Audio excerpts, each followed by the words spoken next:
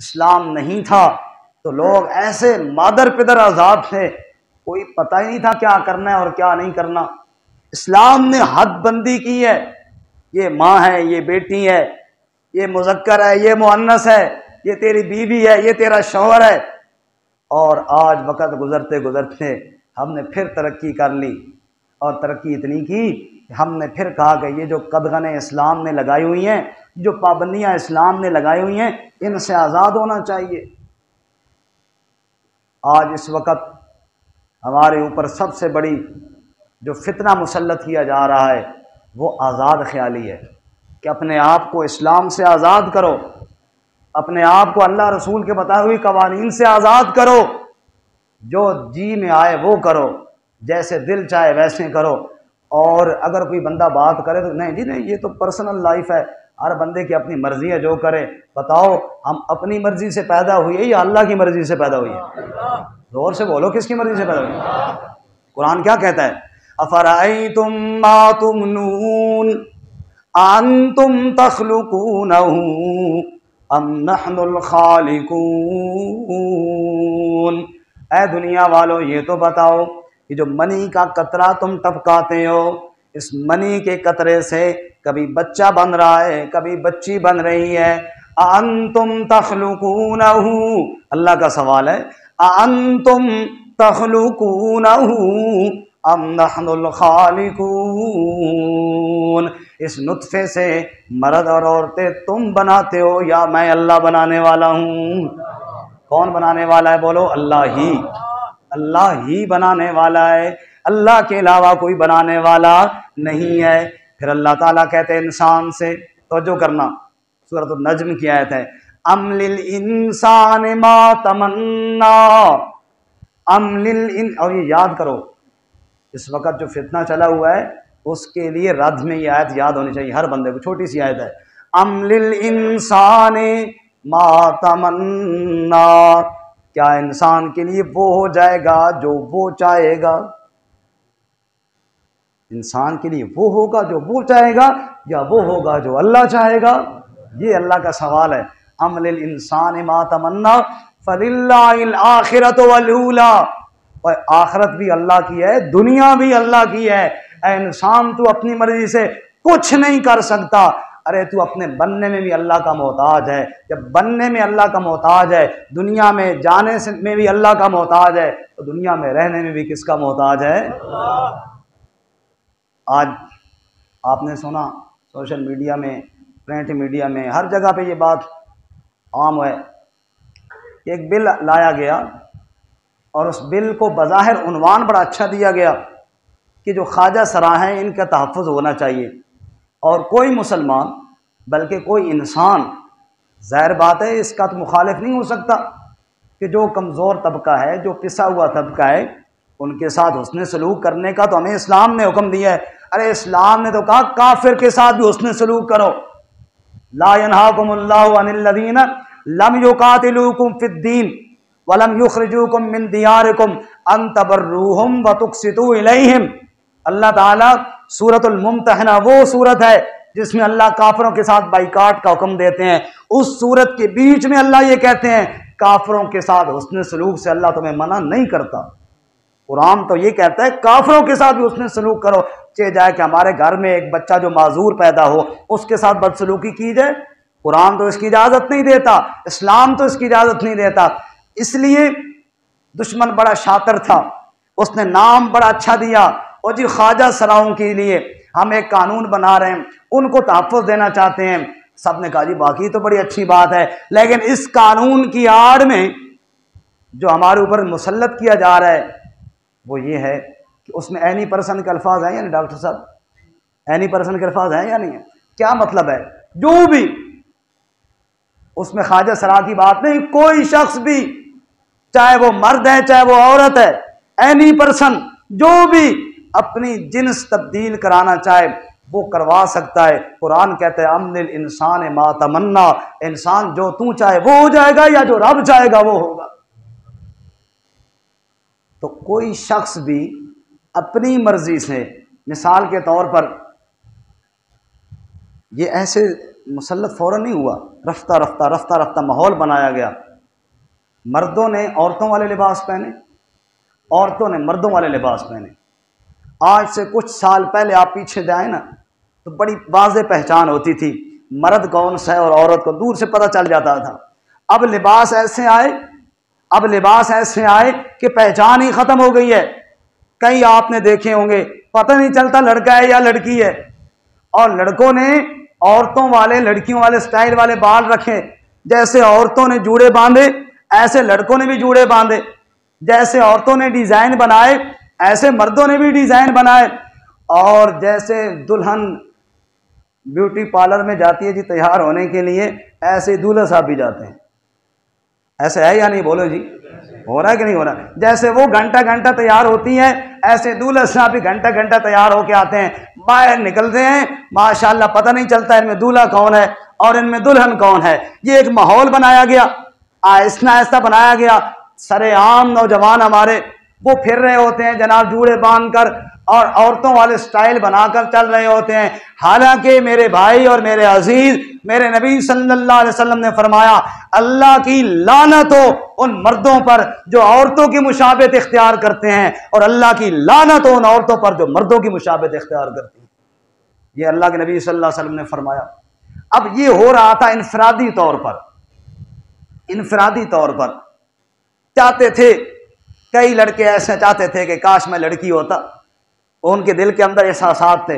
आहिस्ता आहिस्ता अब ये कानूनी शक्ल इख्तियार कर रहा है कि जनाब जो भी ये चाहे कि मैं हूँ तो मर्द, घर वाले तो मुझे मर्द ही कहते हैं, लेकिन मैं चाहता हूँ, मैं फीलिंग महसूस कर रहा हूँ कि मेरे अंदर ज़नाना सिफ़ात हैं, तो लिहाजा मैं चाहता हूँ कि मेरा नाम अगर मसलन फ़हीम है तो फ़हमीदा बेगम रख दिया जाए और मेरी जिन्स तब्दील कर मुझे वो वाला कार्ड बना दिया जाए।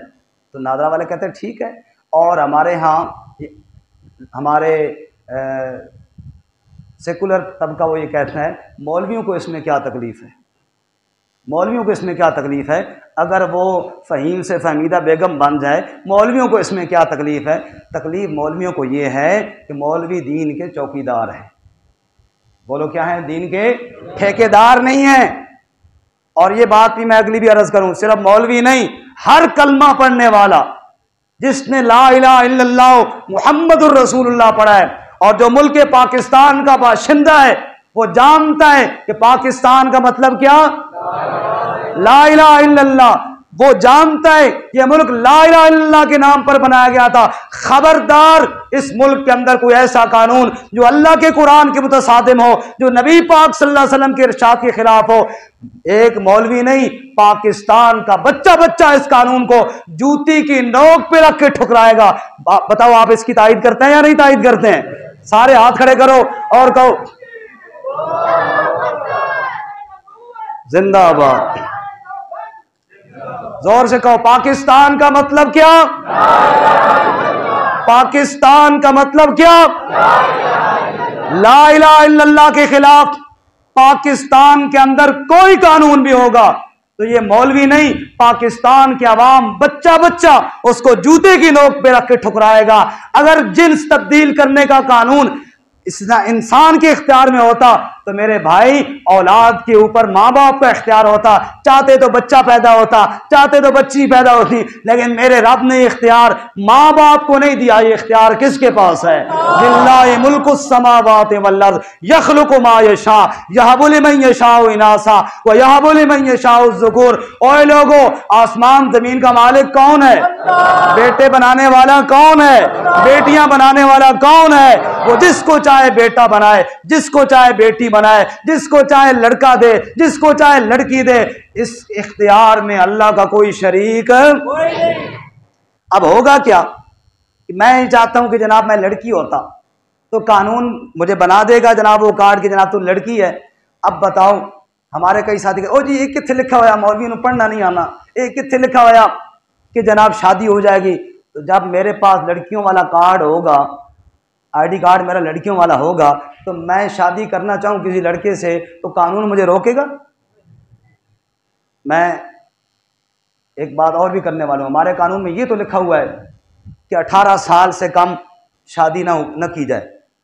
लड़का लड़की 18 साल से कम हो ये हमारे कानून में लिखा हुआ है, अगर कोई निकाह पढ़ाएगा मौलवी तो मौलवी भी गिरफ्तार होगा और रजिस्ट्रार को भी पकड़ा जाएगा।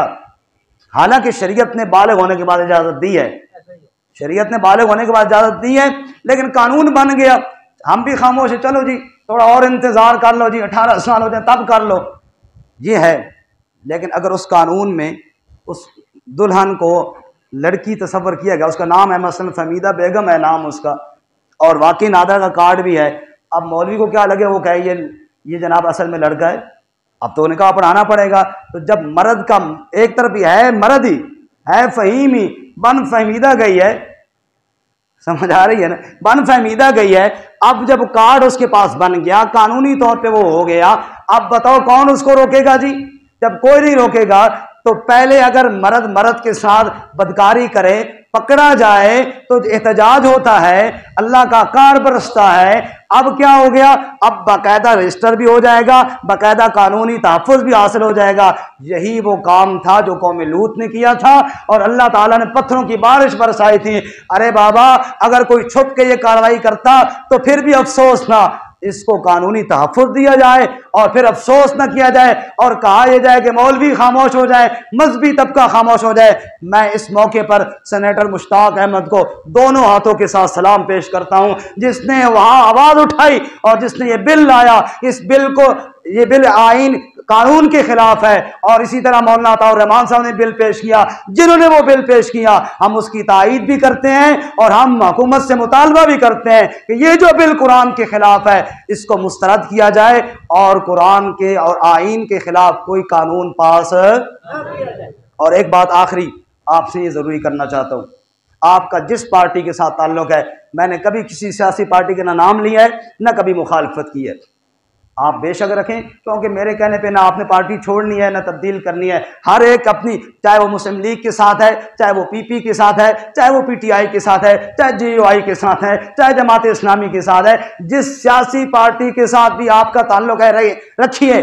खुदारा इतनी बात तो सब पे लाजिम है, मैं हाथ जोड़ के अर्ज करता हूँ, इलेक्शन के दिनों में जब आपके कैंडिडेट आपके पास आए उनसे इतनी बात तो जरूर किया करो, हम आपको वोट दे रहे हैं, आप भी मुसलमान हैं, हम भी मुसलमान हैं, खुदारा असम्बली में जाकर कोई ऐसा कानून पास न करना जो इस्लाम के खिलाफ हो। अगर आपने ऐसा कानून पास किया तो खुदारा हम भी शामिल हो गए, वोट आपको दे रहे हैं, तो अपने आप उम्मीदवार को इतनी बात तो जरूर कहिए। और आज हाथ उठा के मेरे साथ वादा कीजिए कि जब भी आपके पास कोई वोट लेने आएगा आप उससे ये बात जरूर करेंगे, खुदारा इस्लामी कवानीन का तहफ़्फ़ुज़ करना। करेंगे या नहीं करेंगे?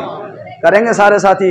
अगर खुदा की कसम पाकिस्तान की आवाम इस तरह बेदार रहे, और इसमें कोई झगड़े की बात नहीं, कोई कानून हाथ में लेने की बात नहीं, कोई दंगे फसाद की बात नहीं, बस इतनी बात है कि आप अपने उम्मीदवारों को कहें, देखो हमारे जो उम्मीदवार हैं, मैं मिंबर पे बैठा हूं और मैं ये नहीं समझता कि वो कोई दीन के मुखालिफ हैं, वो भी हमारे दीनदार भाई हमारे मोहल्ले, लेकिन उनको बेचारों को इतना पता नहीं, दीन की मालूमात नहीं होती, पता नहीं होता। हाँ जी बस ठीक है जी, ठीक है कर देते हैं। इसलिए वो मजहबी तबका जब चीखता है तो लोग सिर्फ कहते हैं मौलवी चीख रहे हैं। हमारे यहाँ देहातों में ना मूंगफली की फसल होती है, लोग सोए होते हैं ना अपने अपने खेतों में, और कहीं से कोई सूर दाखिल हो जाए, सूर आते हैं, वो उनको मूंगफली को खेड़ते हैं, तो डब्बे रखे होते हैं उन्होंने, फिर वो डब्बे को मारता है, ठा ठा होती है, उधर से दूसरा जाग जाता है, वो भी मारता है, फिर ठा ठा शुरू हो जाती है, सूर भाग जाता है। ये जब भी कोई सूर दाखिल करने की कोशिश करते हैं ना, तो डब्बा पहले मौलवी खड़काता है, ठा ठा पहले दीनदार तबका ही करता है। लेकिन आपसे इतनी गुजारिश है कि सूर को भगाने के लिए और डब्बे की ठा ठा पे आप भी उठ जाया करें। तो भाई उठेंगे या नहीं उठेंगे? उठेंगे या नहीं उठेंगे? अगर पाकिस्तानी कौम इस तरह उठती रही, इंशाल्लाह ये सूर भागते रहेंगे और इंशाल्लाह भागेंगे, और पाकिस्तान के अंदर इन सूरों को ये इख्तियार नहीं होगा। छोटी सी बात बड़ी मज़े की याद आई है, सुना दूँ। हमारे कराची के मुफ्ती साहब हैं, वो एक वाक़या सुना रहे थे, कहते हैं बैरून मुल्क हम गए, फ्रांस के अंदर गालिबन सुना रहे थे, तो वहाँ हम घूमने के लिए बाहर चले गए, जंगल की तरफ, ज़रा नेचुरल माहौल में जाएं। वहाँ हम अपना खाना पीना जो भी तैयार करना था वो कर रहे थे, तो दो औरतें उधर करीब बैठी थी, तो हमने कहा चलो ज़रा इनसे इंटरव्यू वगैरह ले कि ये ज़रा मुसलमानों के बारे में इनके क्या तसुरात हैं, क्या ख्यालात हैं। उनसे मिले, बातचीत हुई, उन्होंने बताया कि हमारे बड़े आलिम हैं, रूहानी पेशवा हैं, मजहबी पेशवा हैं, ज़ाहिर हुलिया पगड़ी भी उन्होंने देखी। तो उन्होंने कहा कि आप दुआ शुआ भी करते हैं तो हमारे लिए दुआ करें कि अल्लाह हमें औलाद दे। तो मौलवी साहब कहते मैंने पूछा कि मोहतरमात, दोनों मोहतरमात से, कि आप दोनों बे औलाद हैं? तो उन्होंने कहा नहीं, असल में हम दोनों मोहतरमात नहीं हैं, एक हम में शौहर है और एक हम में बीवी है। तो लग क्या रहे थे? दोनों दोनों औरतें लग रही थी। तो कहने लगे, मैंने कहा अल्लाह खैर करे, जब दोनों तुम, एक मर्द, एक शौहर और एक बीवी हैं, दोनों औरतें, तो फिर बेटा मेरी दुआओं से कैसे होगा? तो वो वाला माहौल पाकिस्तान में हरगिज़ कबूल नहीं है। अल्लाह ताला कुरान और सुन्नत पे अमल की तौफीक अता फरमाए। व आखिर दावाना।